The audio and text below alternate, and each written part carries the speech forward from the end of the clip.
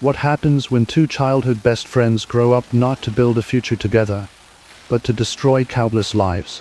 What happens when loyalty and brotherhood turn into a deadly pact of blood and violence?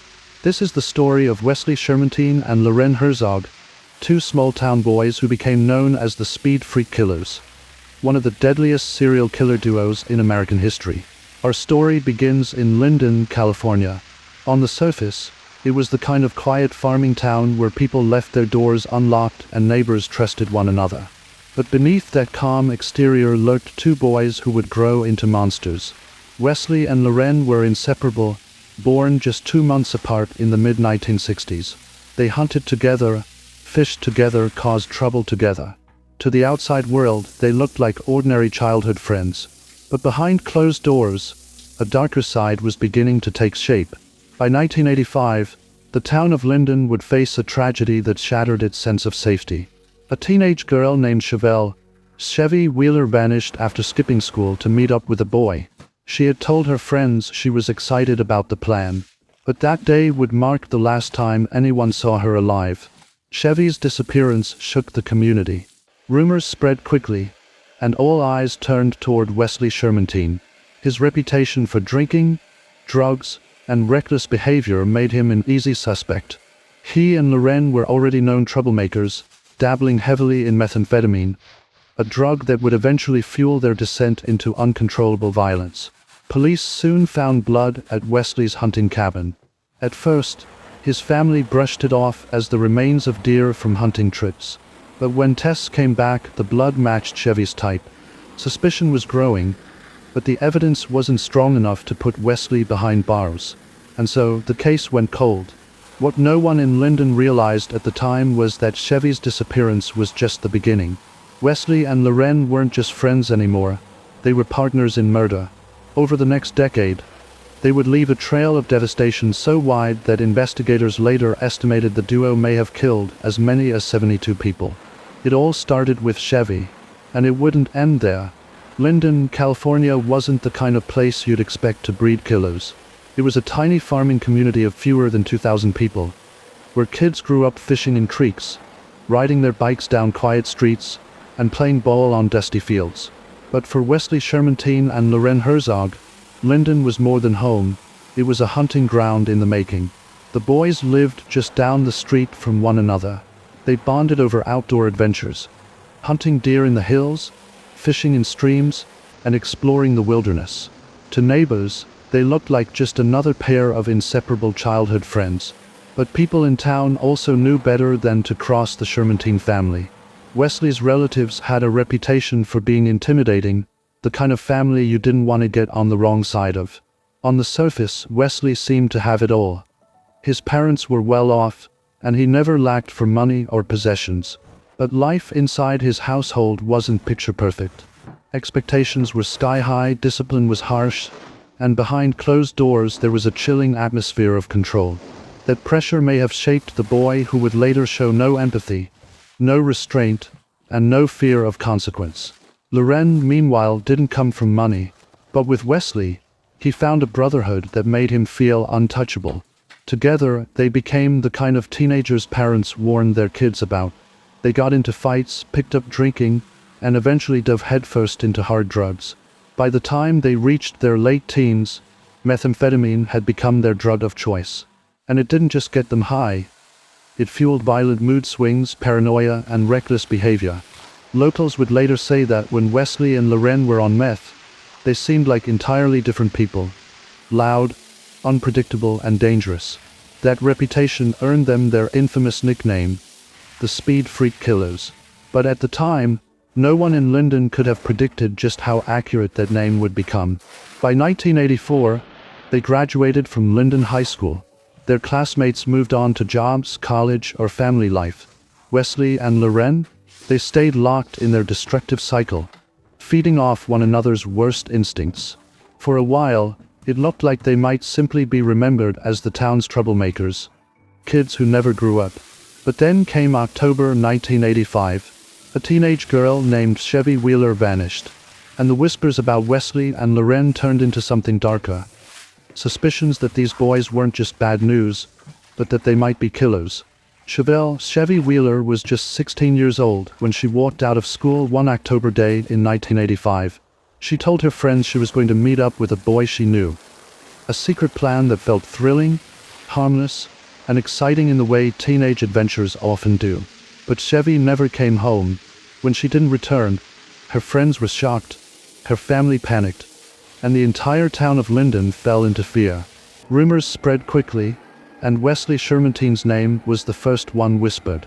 Everyone knew Chevy had plans with him that day. Everyone also knew Wesley's reputation. Drugs, fights, and a temper that scared people. Police searched his hunting cabin in the woods. Inside, they discovered bloodstains. Wesley claimed it was nothing, just leftovers from cleaning game after a hunting trip. At first, it was a believable excuse, but when the blood was tested, it matched Chevy's type. Still, this was the 1980s, long before DNA testing could give a clear match. There wasn't enough evidence to convict him, and so Wesley walked free, smirking at police and even showing up at Chevy's family home to feign ignorance about her disappearance. The audacity was chilling. For years, the case went cold. But Chevy's disappearance was only the beginning. Over time, Wesley and Loren spiraled deeper into meth addiction. The drugs fueled their violence, and soon the two best friends transformed into predators. They lured young women with promises of drugs and parties. Once the girls were isolated, the situation turned deadly. Fast forward to November 1998, 13 years after Chevy's disappearance. Another young woman would vanish, this time pulling Wesley and Loren back into the spotlight. Her name was Cindy Vanderheiden, a lively 25-year-old who had grown up in the same county as the two men. On the night she disappeared, Cindy went to a karaoke bar, one owned by her father. Wesley and Loren were there, drinking, laughing, blending in with the crowd. To Cindy, they were familiar faces, not strangers. She struck up casual conversation with them, never suspecting that it would seal her fate. Later that night, her car was found abandoned in a cemetery. Her purse, her money, her phone, all still inside. But Cindy was gone. This wasn't just another missing person case. This time, police had two names at the top of their list. And both names were all too familiar: Wesley Shermantine and Loren Herzog. When Cindy Vanderheiden vanished in November 1998, her family and the entire county rallied together to search for her. Volunteers combed through fields, forests, and backroads. Flyers went up everywhere. But weeks passed with no trace of the young woman. Then police attention zeroed in on two familiar figures: Wesley Shermantine and Loren Herzog. The pair had been spotted at the bar on the very night Cindy disappeared. They were longtime regulars, and Cindy even knew them through her sister. The link was undeniable. Detectives brought Loren in first. At the start, he tried to act tough, brushing off questions and downplaying his connection to Wesley.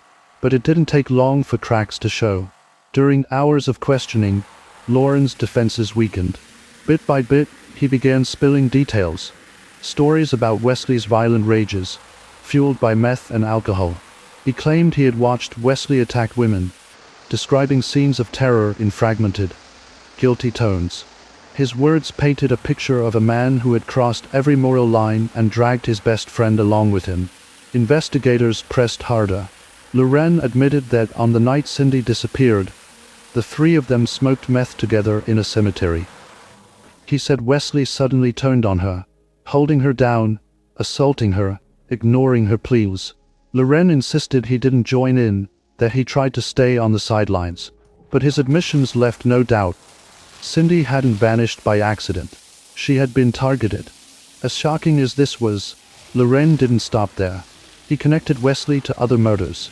An innocent hunter shot dead in Utah. Other women who had mysteriously disappeared. Crimes that had haunted families for over a decade. Each revelation deepened the horror. It became clear that Chevy Wheeler's disappearance back in 1985 was not an isolated tragedy. It was part of a long, bloody pattern. Meanwhile, Wesley was interrogated separately. Unlike Loren, he laughed off accusations, acted annoyed at questions, and refused to cooperate. He even turned the tables, accusing Loren of being the violent one. Watching him smirk and deny, detectives realized they were dealing with two men who had mastered the art of blame shifting, each trying to paint the other as the true monster. Still, with Loren's confession on record, police finally had enough to bring charges. Wesley and Loren were both arrested and accused of multiple murders, including the deaths of Chevy Wheeler and Cindy Vanderheiden. The sleepy town of Linden was about to discover just how deep the darkness ran. The courtroom was packed when Wesley Shermantine and Loren Herzog finally faced trial. Families of the victims sat in quiet agony, waiting for answers they had feared for years. The prosecution laid out a chilling picture. Two childhood friends, bound together not by loyalty, but by bloodlust, drugs, and a shared descent into evil. Loren's taped confessions were damning.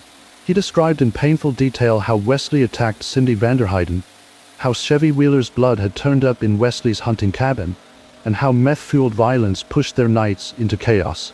Jurors listened as Loren explained that he was often too scared to stop Wesley, but also too ashamed to walk away. Wesley, on the other hand, flatly denied it all. He glared at the courtroom, shrugged at witnesses, and even tried to blame Loren for everything. When asked about Cindy, he dismissed the accusations with a cocky smirk, saying, "If I had something to do with her disappearance, I'd have been gone a long time ago." His arrogance only deepened the pain for her grieving family. The jury didn't buy Wesley's act. He was convicted of multiple murders and handed the death penalty. Loren's case turned out differently. Because much of the evidence against him came from his own words during interrogation, his defense argued that he had been coerced. Jurors ultimately found him guilty, but his sentence was lighter. He received 78 years to life instead of execution. The verdicts tore apart the illusion of their friendship. Wesley seethed with rage when he learned Loren had avoided death row. To him, it felt like betrayal. To the public, it looked like two killers turning on each other the moment survival was at stake. And Wesley wasn't finished. Furious at the thought of rotting on death row while his childhood friend lived with a chance of parole, Wesley decided to take revenge in the most twisted way possible. He revealed maps to law enforcement, detailed directions to where bodies were buried across California. If he was going down, he was determined to drag Loren deeper with him. The so-called speed freak killers were finally unmasked in court. But even after the verdict, their story wasn't over. Because what came next was a shocking aftermath that left scars on families, investigators, and the community for years to come. After the trials ended, the full scope of Wesley and Loren's crimes began to surface. Following his death sentence, Wesley decided to unleash his final act of spite. He sketched maps and gave investigators directions to wells, fields, and remote burial sites. These maps led to gruesome discoveries. Human remains hidden for years beneath the soil of California's farmland. Families who had spent decades searching for loved ones finally got grim confirmation of what had happened. Meanwhile, Loren was serving his sentence, but even prison couldn't silence the echoes of his guilt. He lived with the reputation of being the weaker half of the duo, the follower who claimed he was too afraid to stop his friend. But for the victims' families, that excuse meant nothing. Whether Loren pulled the trigger or stood by in silence, he was part of the nightmare. The press dubbed them the Speed Freak Killers, two small-town boys who had turned their addictions into a killing spree. The estimated victim count reached shocking heights. Some investigators believed the true number could be more than 70. The sheer possibility of that many lives stolen by two men left scars across California that will never fully heal. And then came the chilling stories from people who had near encounters. One woman recalled pulling into a dark parking lot in 1998 and locking eyes with two men who terrified her. Years later, when she saw photos of Wesley and Loren, she became convinced those were the men she had seen that night. She had trusted her gut, locked her car, and driven away. That small act of intuition may have saved her life. The legacy of Wesley Shermantine and Loren Herzog is one of betrayal of their community, their families, and of the innocence of those they preyed upon. Their story is also a grim reminder. Monsters don't always come from the big city or hide in shadows. Sometimes they grow up right next door, smiling in the daylight, living in plain sight. For the families of Chevy Wheeler, Cindy Vanderheiden, and the many others who may never be fully accounted for, the wounds remain open. Their only comfort is that the killers can never harm again. And so, the story of the Speed Freak killers ends with silence. Two best friends who began as boys with fishing poles and ended as men carrying a legacy of horror. A legacy that reminds us of one simple truth. If something feels wrong, if your gut screams danger, you have to listen. Because sometimes, that instinct is the only thing standing between life and death.